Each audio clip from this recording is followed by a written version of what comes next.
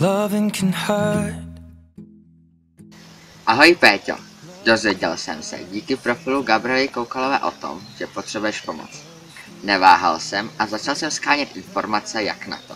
Informace jsem předal i ve škole a začali se ke mně přidávat další zájemci. A tady jsou jejich vzkazy. 99, 100, to je Alexina. Honem! Péťo, každý prožívá dřív. Holky třeba ze stávání. Vojto, to dáš? Nedám. Držíme ti palce. A tady Péťo, držíme palce.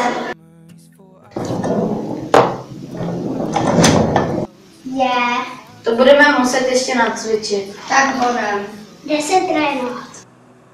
Péťo, a ty taky cvič. Všichni musí trénovat.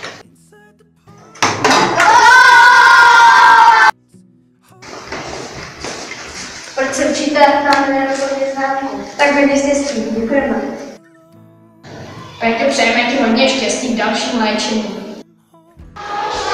Aničko, nevíc s vámi dneska vidět. Bude být chvíle na vodovou taxi. Hele, tady jsou zrovna ryby. Dívej, zlatá ryba. Štěstí, Péťo. Dneska byl ale dobrý oběd. Dneska mi chutnala ryba. Podej, budeme mít všichni silné kosti. Péťo, buď silný, bojuj. Péťo, užij si léto! Ahoj!